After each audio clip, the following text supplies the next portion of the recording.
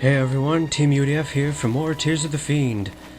I'm on my last week of vacation, but I'll still be bringing the good times and everything, mostly on the weekends, but I'll be putting up videos whenever I can as soon as school starts. Anyway, this video I'm going to show off the Eorn estate, the rest of it anyway, and then what I'm going to do is I'm going to cut the video, and I'm just going to go kill in-game time, and wait for Cleon's conversations to come up, that Cleon wants to talk thing. And then once those appear, I'll be recording again. So yeah, this video will just be Cleon wants to talk. And I guess this is it, because there's no other doors we can get to. So, alright, that's the Eorn estate. I'll be back when Cleon wants to talk.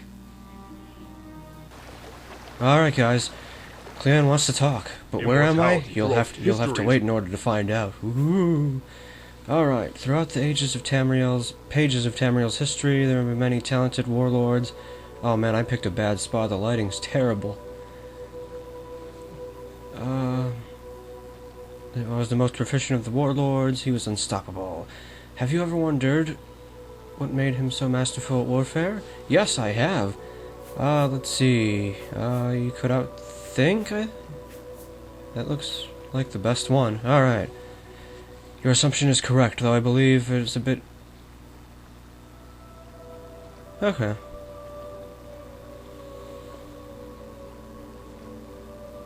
There's a couple typos on this I've noticed. Oh well, it doesn't make it that hard to read. Forward, what we were feeling, okay. Sorry, I'm a little tired. I might not be reading all of these, I know. Make a boring video even more boring, but whatever. I mean, there's the text. Although, I don't know. If it's bad for me, I wonder how it is for you. I never really checked that. This had a drawback. What was it? One who faces the demons that haunt the opponent will ultimately suffer because of them. Okay. When you stare into the fierce of evil...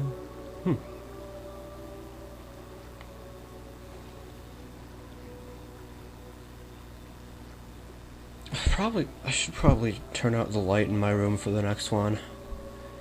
That should help a little bit.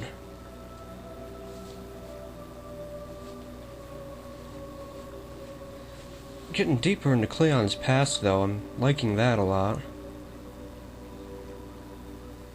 And I am just not in the mood to read, like, I'm going through it, but I don't know.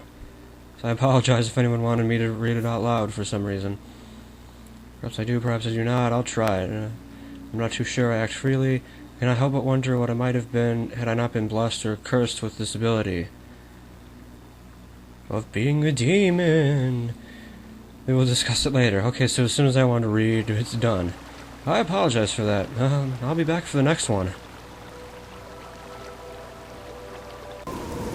I just thought it was a little fun because I warped to someplace I've been working on, and they fell again.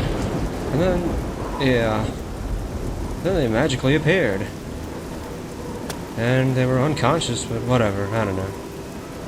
It looks evil. Alright. We're in yet another mod I'll be covering later, but yeah. For every act. Oh my. Really? The lighting! Ah. The majority of the populace of Tamriel frowned upon what I did in Armand Jail. They labeled me a monster. Yep. Well, this one I can read a little better. Have you ever considered the purpose in my actions there? Yes. Let's see. What do we want to say? I think he was just doing his job, because earlier we talked about that. He was like a puppet to his master, I think. That was last episode. To some extent, it is as you say, I proved myself. The benefits of a general. I wanted to end my untarnished career with a victory of such magnitude that it would be remembered throughout. Ooh, and he didn't really get that, did he? I mean, everyone kind of forgot about it. The bloodbath that followed. Ultimately, the truth behind my actions was that I did it because I was compelled to do it. This guy's like a monster, man. I mean, aside from the demon and everything, he just wants to kill people. Desires which form the core of my being. He is a really disturbed individual. Like, wow, I can't believe he's traveling with me. I'll be immortalized in the pages of history. And that's all he wants, really, I guess. That wasn't the case. It wasn't. Yeah, he was just killed by some random nobody in an alley after all that he did. What a crappy way to go out, I mean, really. His body was buried in secret, yeah. They just dumped him in Castle Anvil. I wonder if anyone in the castle knew about it, other than the... Oh crap, what was it? The smithy. Teach him, alright. Let's see if he'll teach us his strategies.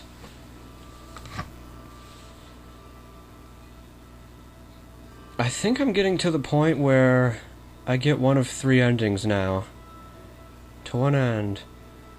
I had to, like, build a relationship with him based on what I said in the previous conversations. I don't know if this is the ending, though. This can't be the ending.